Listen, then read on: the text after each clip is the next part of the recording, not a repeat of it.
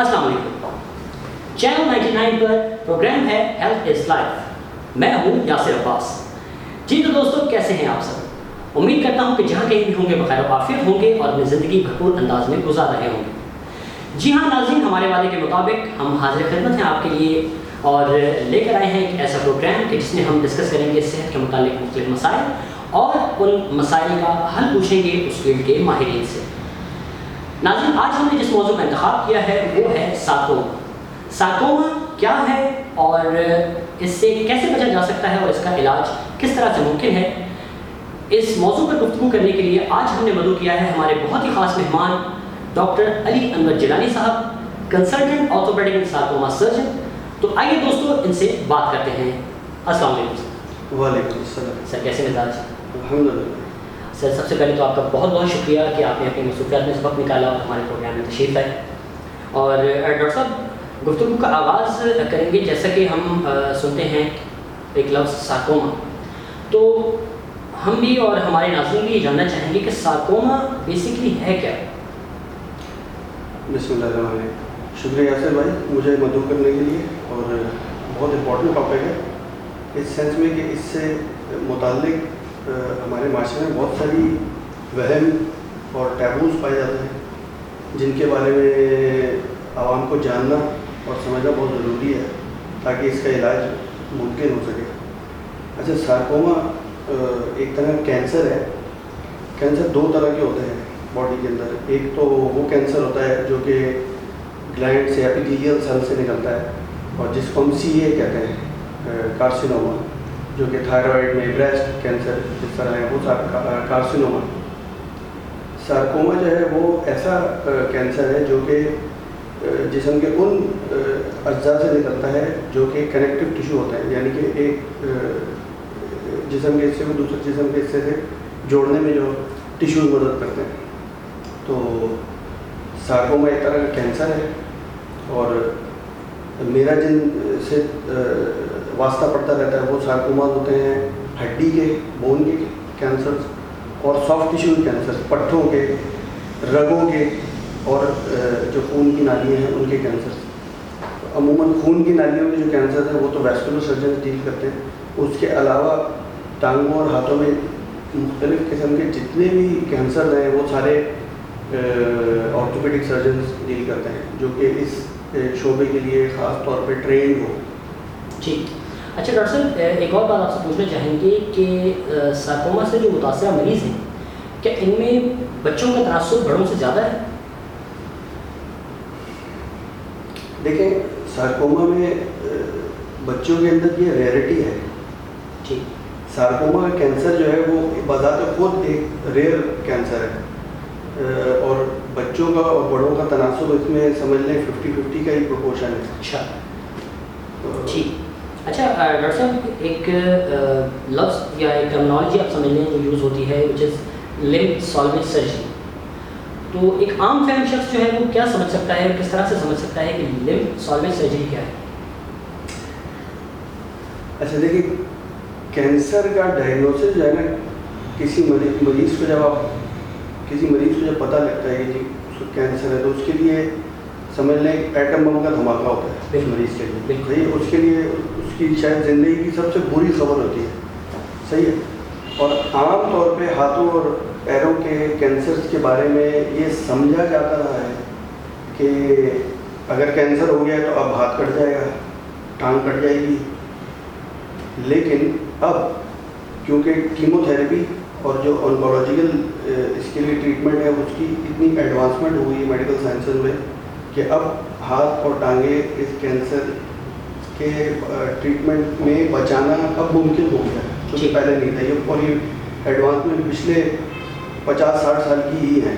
تو it is a relatively very new field that has spring up orthopaedics کے اندر اور over all بھی. اب وہ بات نہیں ہے کہ کینسر ہو گیا تو اب یہ جو ہے وہ لکھ دیا گیا ہے کہ اب دفعہ 302 لگ گئی ہے آپ کے اوپر اور اب آپ مرنے والے ہیں. ہاں, تو اب شاید اس طرح سے نہیں ہے. لیکن ہاں, لمب سیلولر سرجریز ان مریضوں میں پاسبل ہوتی ہے جو کہ ارلی پریزنٹ کر جاتے ہیں. اور سر ارلی ڈائگنوز بھی اس کے لیے ضروری ہے کہ ڈائگنوز بھی ہو جائیں؟ ایگزیکٹلی، ارلی ڈائگنوسس ہوگا، ارلی پریزنٹ کریں گے، جلدی پہنچیں گے ڈاکٹر کے پاس، کنسلٹ ڈاکٹر کے پاس، جلدی ڈائگنوسس ہوگا تو ان کے چانسز آف سروائیول اور بالکل نارمل زندگی گزارنے کے چانسز بہت بڑھ جائیں گے۔ اور جتنا لیٹ پہنچیں گے، اگر جس جگہ پہ فار ایگزامپل ہاتھ کی کسی کونے میں اگر کینسر ہوا ہے اور اس کینسر کو کیری کرتے کرتے 1-1.5 سال گزار دیا، تو اب ایک بات کے چانسز بہت زیادہ ہیں کہ اس جگہ سے نکل کے، ہاتھ سے نکل کے اس سینے میں، عام طور پہ سینے میں جاتا ہے ٹانگوں یا ہاتھوں کا کینسر، سارکوما، تو اگر وہ اپنی جگہ سے نکل کے پھیل گیا ہے، صحیح ہے، پھر شاید اس کا علاج اس سینس میں ممکن نہ ہو کہ ہم مریض کی زندگی میں کوئی بہت زیادہ چینج لا سکیں یا اس کی عمر بڑھانے کے لیے ہم کوئی ایسا آپریشن یا ایسا ٹریٹمنٹ کر سکیں جس کی عمر اس آپریشن کے بعد یا ٹریٹمنٹ کے بعد بڑھ جائے ٹھیک، لیکن اگر جلدی آ جاتا ہے تو پھر یہ بہت پاسبل ہے۔ اچھا، بچوں اور بڑوں کے مقابلے میں ایک بات بالکل واضح اب انٹرنیشنل میڈیکل لٹریچر میں ہمارے سامنے آئی ہے کہ جو بڑوں کا میں ہاتھوں ٹانگوں کے سارکوما سے کینسر جو ہیں ان کا پروگنوسس، یعنی کہ ان کے بچنے کے امکانات بچوں کے مقابلے میں بہت کم ہے۔ بچوں کا اگر بر وقت علاج ہو جائے تو آپ سمجھیں کہ آلموسٹ ان کی زندگی سے کینسر بالکل ہی ختم ہو جاتا ہے، جڑ سے ختم ہوتا ہے، بالکل جڑ سے ختم ہو جاتا ہے۔ ٹھیک، اچھا ڈاکٹر صاحب، اس کے حوالے سے اگر ہم بات کریں سمٹمس کی، تو ابتدائی آپ کیا سمجھتے ہیں کہ کیا کیا علامات ایسی ہیں جن کی وجہ سے شک جا سکتا ہے اس بات پر کہ اس بندے کو ہڈی یا گٹھے کا کینسر ہے؟ اچھا دیکھیں، کینسر کے بارے میں کہا جاتا ہے کہ یہ ایک چھپا ہوا قاتل ہے اور چھپ کے وار کرتا ہے، بہت عرصے تک پنپتا رہتا ہے جسم کے اندر اور پتہ نہیں لگ پاتا کہ مریض کو یہ مسئلہ ہے۔ کیونکہ اس کو کوئی سمٹم نہیں ہوتا، کیونکہ اس کی وجہ سے کوئی خاص درد نہیں ہوتا، کوئی اس کی وجہ سے کوئی اور دوسری روزمرہ کی زندگی میں رکاوٹ پیدا نہیں ہوتی۔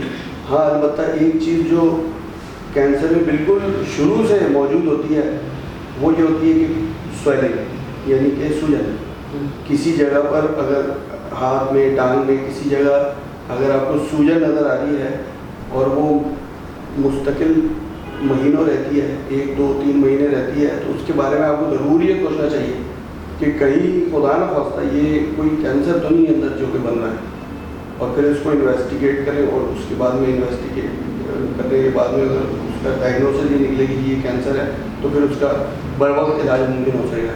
لیکن اگر اس سوجن کو آپ لے کے بیٹھے رہیں گے اور اس کے ساتھ وقت گزارتے رہیں گے، اچھا بھی ہے، صحیح ہو جائے گی، صحیح ہو جائے گی، صحیح، تو شاید آپ وہ جو چانس ہے انیشیل جس میں آپ کی زندگی اور آپ کو بچ سکتا ہے اس کو ضائع کر دیں۔ ٹھیک ڈاکٹر صاحب، یہیں سے گفتگو کا دوبارہ آغاز کریں گے۔ ناظرین یہاں پر لیتے ہیں ایک چھوٹا سا وقفہ، کہیں مت جائیے گا، ہمارے ساتھ رہیے گا۔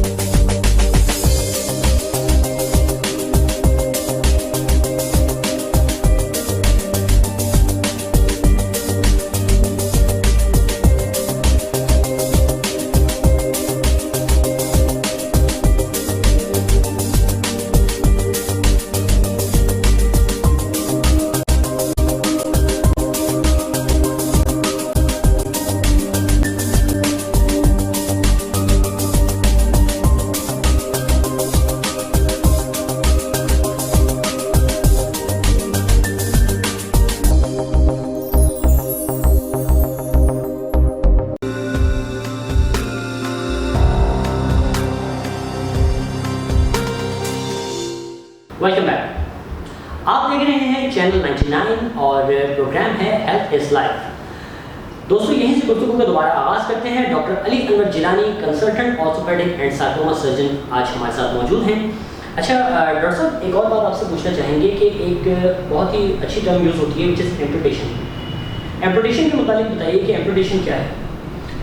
اچھا ایمپوٹیشن ہاتھ کا مطلب شولڈر تک ہوتا ہے, یعنی کندھے کے جوڑ تک, اور ٹانگ کو ہم لیں گے کولے کے جوڑ تک. اس کو کسی لیول پہ نکال دینا, جسم سے الگ کر دینے کا مطلب ہے ایمپوٹیشن. جی اچھا یہ مستند علاج ہے کینسر کی سرجری کا, اور آج سے چند سال پہلے تک تو یہی علاج سمجھا جاتا تھا عام طور پہ کہ کینسر ہو گیا تو کینسر سے اوپر والا نارمل جو حصہ ہے وہاں سے ٹانگ کو علیحدہ کرتے ہیں تو کینسر نکل جائے گا. صحیح ہے. اچھا اب ہم ٹانگ بچانے کے ہاتھ بچانے کے آپریشن کرنے لگے, لیکن بعض دفعہ ایسا ہوتا ہے کہ یہ جو ٹانگ بچانے ہاتھ بچانے کا آپریشن ہے یہ ہمیں یوں محسوس ہوتا ہے کہ یہ مریض کے لیے لانگ رن میں فائدہ مند ثابت نہیں ہوگا, شاید اس وجہ سے کہ اس کا کینسر پھیل رہا ہے, یا اس کے اوپر کیمو تھراپی اثر نہیں کر رہی, یا وہ اپنی جگہ سے نکل کے کسی اور جگہ لنگس میں یا کسی اور جگہ پر پہنچ گیا. ایسی سچویشن میں ہمیں شاید لمب سیلویج کے بجائے ٹانگ کو علیحدہ کرنے یا ہاتھ کو علیحدہ کرنے ایمپوٹیشن کی طرف جانا پڑتا ہے. ٹھیک. اچھا ڈاکٹر صاحب یہ بھی آپ سے پوچھنا چاہیں گے کہ ایمپوٹیشن کی جو سرجری ہے یہ مطلب اس کے آفٹر افیکٹس جو ہیں وہ کیا ہوتے ہیں کہ لائک پیشنٹ کو جو ہے وہ موبلٹی میں آسانی رہتی ہے؟ یہ ڈپینڈ کرتا ہے کہ ایمپوٹیشن کی کس لیول پہ گئی ہے. صحیح. دیکھیں ہمارے ملک کا ایک پرابلم یہ ہے کہ ہمارے پاس آج کی ڈیٹ میں وہ پروسٹیسز یعنی کہ جو ٹانگ اور ہاتھ جو لگانے مصنوعی طور پہ لگائے جاتے ہیں جی وہ اتنے اچھے ڈیولپ نہیں ہوئے ہیں کہ جن سے زندگی آسان بنائی جا سکے. جو ہم یوز کر رہے ہیں ابھی وہ بہت آؤٹ ڈیٹڈ پرانے پروسٹیسز ہیں جن کو ہم استعمال کر رہے ہیں آج کے دور میں. لیکن اب جو ترقی ہو رہی ہے, ہمارا ملک بھی اس فیلڈ میں آگے بڑھ رہا ہے, اب ہمارے پاس ایسے پروسیسز آنا شروع ہو گئے جس سے زندگی بہت آسان ہو جاتی ہے. ایمپوٹیشن کے لیول پہ ڈپینڈ کرتا ہے کہ کس لیول پہ ایمپوٹیشن کی ہے. اگر مثلاً گھٹنے سے اگر نیچے سے ایمپوٹیشن ہوئی ہے تو شاید ایسا مریض جو ہے وہ اس کو آپ اپنی سرجری کے 6-8 مہینے سال بعد چلتے ہوئے دیکھیں گے تو آپ شاید دور سے تو پہچان بھی نہ سکیں گے اس کی ٹانگ بھائی علیحدہ ہوئی ہے. یعنی آپ جج بھی نہیں کر سکیں گے. جج بھی نہیں کر سکتے. اور عام طور پہ جو شوگر کے مریض ہوتے ہیں ان کے ساتھ یہ پرابلمز ہوتی ہیں, ٹانگ کے نیچے سے اکثر آپ دیکھا ہوگا پیر کٹ جاتا ہے تو ان کو کوئی پرابلم نہیں ہوتی زندگی گزارنے میں. ہاں جو لیول اوپر جاتا ہے تو اس کے اندر ورک آف یعنی کہ جو چلنے کا جو انرجی ایکسپینڈیچر ہے, یعنی کہ جو آپ اپنی طاقت لگا رہے ہیں وہ زیادہ لگانی پڑتی ہے ایک عام آدمی کے بنسبت. یہ ایک چھوٹی پرابلم ہے. ٹھیک. اچھا ڈاکٹر صاحب ایک اور بات پوچھنا چاہیں گے کہ فائنینس پوائنٹ آف ویو سے اگر دیکھا جائے تو اکثر لوگوں کا یہ بھی کہنا ہے کہ لمب سالویج سرجری جو ہے اس کا جو ٹریٹمنٹ ہے وہ بہت زیادہ مہنگا ہے, تو کیا یہ بات درست ہے؟ فائنینشیل ایسپیکٹ سے کینسر کا اوور آل ٹریٹمنٹ ہی بہت مہنگا ہے, اور اس کی مین وجہ یہ ہے کہ کینسر صرف آپریشن نہیں ہے. کینسر کے اندر آپریشن بیسک علاج تو ہے کہ آپریشن کے بغیر کینسر کا ٹریٹمنٹ نہیں ہو سکتا, لیکن کینسر بیسک علاج نہیں ہے. اس کے ساتھ کیمو تھراپی اور دوسری چیزیں چاہیے جو کہ وہ بہت مہنگی ہے. وہ سب چیزیں امپورٹ ہوتی ہیں ہمارے ملک میں. ہمارے ملک میں کوئی کیمو تھراپی کی کوئی ڈرگس بنتی نہیں ہے. تو ایک تو وجہ یہ ہے. دوسری وجہ یہ ہے کہ لمب سیلویج سرجری جو ہے وہ اب فار ایگزامپل یہ ٹانگ یا ہاتھ کا میں لمب سیلویج سرجری کرتا ہوں تو ایک آپریشن 12 سے 14 گھنٹے تک چل سکتا ہے. منیمم 8 گھنٹے تو چلتا ہی چلتا ہے. 8 گھنٹے لمبا اینستھیزیا ہے, اس کے بعد میں پھر ICU ہے. پھر اگر ہم کوئی ہڈی کا حصہ نکال دیا ہے اس کی جگہ ہم کوئی دوسرا پروسٹیسس لگاتے ہیں, کوئی جوڑ لگاتے ہیں اس کے اندر کسی دھات کا بنا ہوا. اب وہ جو جوڑ ہے وہ بھی ہمارے ملک میں اویلیبل نہیں, بن نہیں رہا, تو وہ سب امپورٹ ہو رہا ہے اور اس کی قیمت لاکھوں ہے. تو اس وجہ سے اس علاج کی جو اوور آل پرائز ہے وہ بہت سارے لاکھوں میں چلی جاتی ہے, جو کہ شاید ہر کسی کے لیے پاسبل نہیں ہے. اور یہ صرف ہمارے ملک کا مسئلہ نہیں ہے. اگر آپ ویسٹ میں بھی جائیں گے, امریکہ جیسے سب سے امیر ملک امریکہ ہے, تو وہاں پر بھی دیکھیں گے تو کینسر کا علاج جو ہے وہ زیادہ تر جگہوں پہ چیریٹی بیس پہ کیا جا رہا ہے. سینٹ جوڈ بہت بڑی اگزامپل ہے امریکہ میں, جس کے ساتھ انڈس ہاسپٹل کی بہت کورسپونڈنس رہتی ہے. وہ چیریٹی بیس سائڈ ہے, چیریٹی سے علاج ہوتا ہے. الحمدللہ ہمارے ملک میں اس وقت کم سے کم بچوں کے کینسر کے لیے اللہ تعالیٰ نے ہمیں ایک تحفہ دیا ہے انڈس ہاسپٹل کا, جہاں پہ یہ علاج بالکل فری آف کاسٹ, 1 روپیہ بھی مریض کا خرچ نہیں ہوتا. حتیٰ کہ مریض کے ایڈمیشن کے ٹائم پہ اس کو خوراک بھی ہسپتال پرووائڈ کرتا ہے. صحیح ہے. اس کو کیونکہ علاج 8-9 مہینے کا ہوتا ہے, اس کو رہنے کے لیے اب ہم جگہ بھی پرووائڈ کرنے لگے. صحیح. اور اچھا, بچوں کے کینسر کے حوالے سے ایک امپورٹنٹ بات یہ ہے کہ یہ علاج کیونکہ 8-9 مہینے 1 سال کا ہے, تو یہ کانسیپٹ کہ 1 سال تک بچہ اپنی پڑھائی سے, اپنی سوشل لائف سے دور رہے گا. بچے کے لیے سوشل لائف اسکول ہوتا ہے. اس کی زندگی کا سب سے امپورٹنٹ جز یہ ہوتا ہے کہ وہ اب روز آنا کی اپنی زندگی کے 6, 7, 8, 9 گھنٹے 24 گھنٹے میں سے وہ اسکول میں گزارتا ہے. اس چیز سے جب الگ ہوتا ہے تو, اور پھر یہ علاج بھی چل رہا ہے, تو بہت ہی اس کو سائیکولوجیکل مسائل شروع ہو جاتے ہیں بچے میں. صحیح ہے. اس چیز کو کور کرنے کے لیے دنیا میں ایک کانسیپٹ آیا کہ اسکولوں کے اندر یعنی ہسپتالوں کے اندر ان بچوں کے لیے اسکول یا ان کی پڑھائی چلتی رہے, تاکہ وہ اپنے آپ کو ایلین محسوس نہ کریں کہ ہمیں کیا مرض ہو گیا کہ ہم دنیا سے الگ ہو گئے. تو الحمدللہ انڈس ہاسپٹل نے اب یہ بھی شروع کر دیا ہے کہ انڈس ہاسپٹل میں اب ایک اسکول بھی ہے بچوں کے لیے, جو کہ بچے جو 8-9 مہینے تک جن کا علاج چل رہا ہوتا ہے وہ اپنی پڑھائی بھی ساتھ ساتھ مکمل کر رہے ہوتے ہیں. بہت زبردست انیشیٹو ہے, اور اس بات پر بہت زیادہ مبارکباد کے مستحق ہیں, بالخصوص پروفیسر عبدالباری صاحب بھی, ان کی کاوشوں کا یہ نتیجہ ہے. اور میں امید کرتا ہوں, اور بلکہ اپنے پروگرام کے توسط سے سر سے ریکویسٹ بھی کرتا ہوں کہ سر پلیز آپ بھی بہت جلد ہمارے شو کا حصہ بنیں. اچھا ڈاکٹر صاحب, لمب سالویج سرجری کے حوالے سے بات ہو رہی تھی, تو سکسیس ریشیو کی اگر بات کریں تو بچوں میں بڑوں میں سکسیس ریشیو کتنا ہے؟ جیسے کہ میں نے آپ کو بتایا کہ جو ایڈلٹس ہیں, بڑے لوگ جو ہیں, ان کے اندر جو ری جنریشن کیپیسٹی ہے وہ اس طرح سے نہیں جیسے بچوں میں. تو بچوں میں تو ہم اگر کوئی آپریشن کر لیتے ہیں تو آلموسٹ ہم 70-80% شور ہوتے ہیں کہ اب جو بہترین کام ہونا تھا وہ ہو گیا ہے, اب ہم نے کافی حد تک اپنا پرپز اچیو کر لیا ہے, بچے ہی ہم شاید جان بچانے میں کامیاب ہو گئے. بڑے لوگوں میں ہم یہ پریڈکٹ نہیں کر سکتے, بڑے لوگوں کے فیکٹرز دوسرے ہوتے ہیں, وہ اتنے اچھا رسپونڈ نہیں کرتے دوائیوں کو. صحیح. ان میں ری جنریشن کیپیسٹی بہت کم ہوتی ہے, یعنی کہ وہ جو بھی آپریشن کر رہے ہیں, جو بھی ہم معاملات کر رہے ہیں, اس سے لڑنے کی صلاحیت بڑوں کے جسم میں کم ہوتی ہے بنسبت بچوں کے. اس لیے بچوں کے اندر تو سکسیس ایشو بہت زیادہ ہے. لیکن بڑے لوگوں میں بھی اگر جلدی پکڑا گیا مرض تو پھر سکسیس ریشو 90% اور 90% سے اوپر ہے. اگر لیٹ ہو جائے تو پھر ایک الگ. صحیح. اچھا ڈاکٹر صاحب, ایک بہت ہی اہم سوال کرنا چاہیں گے, اور بالخصوص جس کا اطلاق جو ہے وہ معاشرے پر ہوتا ہے. تو معاشرے کا یہ کیا فرض بنتا ہے کہ ایسے مریضوں سے پیش کیسے ہیں؟ بہت امپورٹنٹ سوال ہے. اور دیکھیں, میں نے آپ کو بھی بتایا کہ کینسر کا ڈائگنوسس, کینسر کی تشخیص ایک مریض پہ اور اس کی فیملی پہ ایٹم بم کے دھماکے کی طرح پڑتی ہے. صحیح ہے. اور کینسر کا لفظ سن کے اور اس کے علاج سے ڈر کے لوگ ہمارے معاشرے میں, خاص طور پہ پاکستان میں, اس علاج سے بھاگنا شروع کر دیتا ہے. صحیح ہے. اور ہم نے بہت سارے نہ جانے کتنے مریض دیکھے ہیں جو ہمارے پاس صحیح وقت پہ علاج کرانے کے لیے پہنچے, ان کو ہم نے ٹریٹمنٹ سمجھایا, یہ کیموتھراپی, آپریشن وغیرہ سب.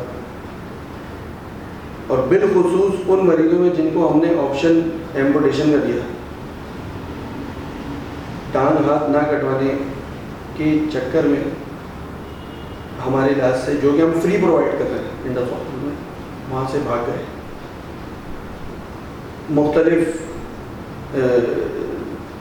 مختلف لوگوں کے چکر میں پڑ جاتے ہیں. کوئی کسی چیز سے علاج کر رہا ہے, کوئی پڑھ کے کچھ پھونک رہا ہے, کوئی تعویذ دے رہا ہے, کوئی ایونچولی دیکھیں موت کو ٹال نہیں سکتے.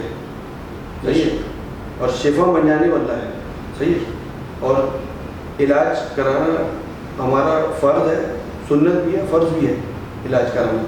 ہم اس علاج سے جو فیس ہمارا اویلیبل ہے اس سے بھاگ گئے اور پھر 6-7 مہینے بعد اس پوزیشن میں واپس آئے کہ جب اب علاج ممکن ہی نہیں ہے اس چیز کا. اور پھر ہمارے پاس آتے ہیں اور ہم کے آگے ہاتھ جوڑتے ہیں بالکل ہمارے ہاتھ سے نکل چکا ہے. صحیح دیکھیں یہ بات بالکل سمجھنی چاہیے. ڈاکٹر جو ہے وہ خدا نہیں ہے، صحیح ہے، نہ شفا میرے ہاتھ میں، نہ کسی کا مرنا جینا میرے ہاتھ میں. صحیح، as a doctor, as a oncological surgeon میں صرف یہ آپ کو گارنٹی کر سکتا ہوں کہ آپ کی جتنی بھی سانسیں اللہ نے لکھی ہیں دنیا میں، جتنی بھی لکھی ہیں ان سانسوں میں آپ کے لیے آسان بنا سکتا ہوں، وہ تکلیف سے بچا سکتے ہیں. باقی زندگی اور موت اللہ کے ہاتھ میں. بے شک. اچھا ڈاکٹر صاحب، آفٹر سرجری کن احتیاطی تدابیر کو فالو کرنا مریض کے لیے بہت ضروری ہے؟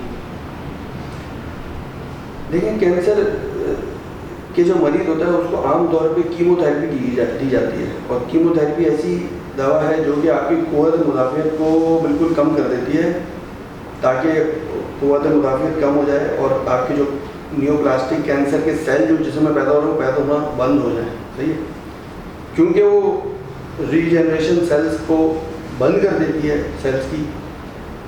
اس وجہ سے ایک نقصان یہ ہوتا ہے کہ آپ کی باڈی میں جو عام جراثیم سے لڑنے کی جو صلاحیت ہے وہ بھی کم ہو جاتی ہے. مثلاً اگر بالفرض آپ کو نزلہ کھانسی ہوگا تو عام طور پہ نزلہ کھانسی 2 4 5 دن 6 دن یا ہفتہ رہتا ہے، پھر اگر اس کا ٹریٹمنٹ نہ بھی کرے تو ختم ہو جاتا ہے. لیکن ایسے بچوں میں یا ایسے لوگوں میں جن کو کیمو تھراپی یا ریڈیو تھراپی دی جا رہی ہے، ان کو خدا نہ خواستہ کوئی ہلکا سا انفیکشن، پھوڑا پھنسی یا نزلہ کھانسی ہو گیا تو شاید وہ ان کے لیے اتنا مہلک ہو جائے کہ ان کی جان کے لالے پڑ جائیں. تو یہ ہم ضرور ہدایت کرتے ہیں جن لوگوں کا کینسر کا ٹریٹمنٹ ہوتا ہے کہ بھائی اپنے آپ کو محفوظ رکھنا ہے، صفائی کا اپنے خیال رکھنا ہے. جیسے آج کل ہم کورونا کے اندر ناک اور منہ کور رکھ رہے ہیں، اس طرح ہم اپنے ہر کینسر کے بچے کو ماسک پرووائڈ کرتے ہیں جو تاکہ وہ مسلسل لوگوں سے کانٹیکٹ میں آنے سے پہنتا رہے. صحیح. اچھا ڈاکٹر صاحب، انڈس ہاسپٹل کے حوالے سے جیسا کہ آپ نے بات کی اور سلم سالویج سرجری کے حوالے سے بھی، اور اب آپ سے کچھ ایک دو جو ہیں وہ ذاتی سوالات بھی کر لیں. اور ڈاکٹر صاحب، سارکوما کی فیلڈ میں ہی آنے کا انتخاب کیوں کیا آپ نے؟ اچھا، بہت اچھا سوال آپ نے کیا. میں آج سے تقریباً کوئی 11-12 سال پہلے جب میں اپنی ٹریننگ کی فیز میں تھا، آرتھوپیڈکس کی ٹریننگ میں کر رہا تھا، تو ہمارے پاس ایک اسی طرح ایک مریض آیا، بچی آئی. انفیکٹ میرے خیال میں میری یادداشت میں شاید 8 یا 9 سال کی تھی، اور اس کے کندھے کے قریب ایک یعنی کہ سوجن تھی جو کہ دیکھتے ہی مجھے احساس ہوا کہ یار یہ تو کہیں کینسر نہ ہو. میں نے ایمرجنسی میں آئی تھی رات کے ٹائم میں نے اس کے ایکس رے وغیرہ کروا کے میں صبح کو اپنے کنسلٹنٹ کی او پی ڈی میں بلوایا کہ یہاں پر آ گیا. صبح کو جب وہ دیکھا گیا تو ان کو آف کورس یہی ایڈوائز ہوا کہ بھائی فوراً یہ تو بڑھ رہا ہے کینسر، آپ کے ہاتھ کٹوائیں. اچھا، اس وقت ایک پرابلم یہ تھی کہ ہمارے ہسپتال میں ملیگننٹ کینسر کرنے والے کی کیپیسٹی نہیں تھی، یعنی کوئی ایسا سرجن نہیں تھا جو کہ یہ والی لمب سیلول سرجری کر سکے.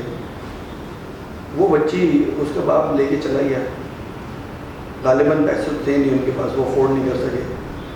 7-8 مہینے بعد وہ بچی دوبارہ ای آر میں، اتفاق سے میں ہی اس دن ڈیوٹی پہ تھا، واپس آئی. اس کا کینسر پھٹ چکا تھا، اس میں سے خون اور پیپ بہ رہا تھا. مجھے اس لڑکی کو دیکھ کے بہت میرا دل دکھا، اور بس شاید اس دن میں نے اپنے دل میں تہیہ کر لیا کہ اب میں کچھ بھی کر کے یہ فن ضرور حاصل کروں گا، کیونکہ یہ علاج کرنے والے ملک میں زیادہ لوگ نہیں ہیں، انگلیوں پہ گن سکتے ہیں آپ. 6-7-8 لوگ، میرے خیال میں 9 سے 10 لوگ ہیں جو کہ یہ کلیم کرتے ہیں ہم یہ سارے جو کہ پراپر کینسر کا ٹریٹمنٹ کرتے ہیں. ہمارا ایک آنکالوجی کا فورم ہے، آرتھوپیڈک آنکالوجی کا، پاکستان آرتھوپیڈک آنکالوجی فورم، جس پہ وہ سارے لوگ ہیں. ہم آپس میں اپنے کیسز شیئر بھی کرتے رہتے ہیں، ڈسکس بھی کرتے رہتے ہیں، لرننگ بھی کرتے ہیں. اور اب ہم نے کورسز بھی کرانا شروع کر دیے ہیں اپنے فورم سے، تاکہ زیادہ سے زیادہ لوگ اس مشکل سرجری کے لیے، کیونکہ بہت ڈیفیکلٹ سرجری ہے، کافی گھنٹوں پہ معین ہوتی ہے، کافی اس میں ایکسپرٹیز چاہیے، صبر چاہیے بہت، تو اس کے لیے ٹرین کرنے کے لیے اس کو اپنی جو ینگ جنریشن ہے اس کے لیے ہم نے بہت سارے کورسز شروع کر دیے ہیں. ہم ہر سال یہ سارے کورسز کراتے رہتے ہیں. ٹریننگ ابھی بھی اس کے لیے بہت مشکل ہے. انفیکٹ مجھے خود اس چیز کے لیے ٹرین ہونے کے لیے بہت محنت کرنی پڑی. بہت میں اپنی جگہ اپنے شہر چھوڑ کے کافی جگہوں پہ گیا. تقریباً سارا پاکستانی گھوما میں نے ان 4-5 لوگوں کے ساتھ، یعنی کہ ان کا ایکسپیرینس شیئر کرنے کے لیے. اس کے بعد میں ملک سے باہر بھی گیا، جاپان بھی گیا، جرمنی بھی گیا، اور بھی آتا جاتا ہے تاکہ نئی سے نئی ٹیکنیک ہمیں پتہ چل سکے اور ہم اس کا کر سکیں. اور کوشش ہم یہ کر رہے ہیں کہ جو ہم نے تو مشکل سہ لی، اب جو ہمارے آگے والے جو لوگ ہیں ینگ آرتھوپیڈک سرجنس، وہ یہ مشکل نہ سہ سکیں اور ان کو آسانی سے اس کی ٹریننگ کم سے کم ہو گیا ہو تاکہ لوگ اس کام آ سکیں. جی اچھا ڈاکٹر صاحب، چونکہ ہم اس وقت پروگرام کے آخری مرحلے میں داخل ہو چکے ہیں، تو میں یہ چاہوں گا کہ آپ ہمارے ناظرین کے لیے کوئی اہم پیغام اگر دینا چاہیں. دیکھیے، سارکوما کے حوالے سے تو سب سے امپورٹنٹ پیغام جو میں دینا چاہوں گا وہ یہ ہے کہ اگر آپ کو بالفرض کینسر کا ڈائگنوسس ڈاکٹر نے بتا دیا ہے، تو سب سے پہلی جو چیز ہے جو ہمارے پرائم منسٹر بھی کہتے ہیں کہ گھبرانا نہیں ہے. سب سے پہلی بات یہ ہے کہ آپ نے گھبرانا نہیں ہے. صحیح، جو بھی آپ کو ڈاکٹر علاج ایڈوائز کر رہا ہے، دیکھیے اس علاج کو سمجھیں اور اس علاج کو پورا کرنے کی، اس علاج کو کروانے کی کوشش کریں. اس علاج کو نہ کروانا بالکل اس طرح ہے جیسے کبوتر کی طرح آنکھیں بند کر لیں. آنکھیں بند کرنے سے وہ خطرہ جو آپ کے منہ پہ چھانک رہا ہے وہ جائے گا نہیں، وہ آپ کے اور قریب آئے گا اور ایونچولی وہ آپ کو ڈس لے گا. تو اس لیے علاج سے نہ بھاگیں، علاج کی طرف آئیں. اگر آپ کو پیسوں کا مسئلہ ہے تو وہ بھی بہت سارے لوگ ہیں جو آپ کی مدد کرنے کے لیے تیار ہو جائیں گے. صحیح ہے، بہت سارے اسپتال ہیں جو آپ کا فری میں علاج کرنے کی کوشش کریں گے. صحیح ہے، لیکن علاج سے بھاگیں مت. اور علاج وہی ہے فی زمانہ جو اس وقت اویلیبل ہے، جو آپ کو کوئی بھی آنکولوجیکل سرجن بتائے گا. صحیح ڈاکٹر کے پاس پہنچیں اور جب وہ ایڈوائز مل جائے آپ کو تو اس علاج کو کرنے کی کوشش کریں. یہ ہمارا فرض ہی نہیں ہے، یہ ہماری ضرورت بھی ہے اور یہ ہمارے پر دینی فرض بھی ہے کہ ہم اپنی جسم کو جس حوالے سے اللہ تعالیٰ نے ہمیں دیا ہے ہم اسی حوالے سے اس کو واپس بھی کریں. جی ڈاکٹر صاحب، آپ کا بہت بہت شکریہ کہ آپ نے اپنی مصروفیات میں سے ہمارے لیے وقت نکالا اور ہماری شو میں تشریف لائے. ایک بار پھر انتہائی مشہور اور انتہائی ممنون آپ کے ساتھ. بہت بہت شکریہ سر، تھینک یو. جی ہاں ناظرین، یہ تھے doctor Ali Anwar Jilani, consultant orthopaedic and sarcoma surgeon from Indus hospital Karachi. آپ کو ہمارا پروگرام کیسا لگا ہمیں اپنی رائے سے ضرور آگاہ کیجیے گا. اور جاتے جاتے ایک اپیل کہ اگر ابھی تک آپ نے ہمارا چینل سبسکرائب نہیں کیا تو اسے ضرور سبسکرائب کیجیے اور ساتھ ہی ساتھ بیل آئیکن کو لازمی دبائیے تاکہ ہمارا ہر نیا نوٹیفیکیشن آپ تک بر وقت پہنچ سکے.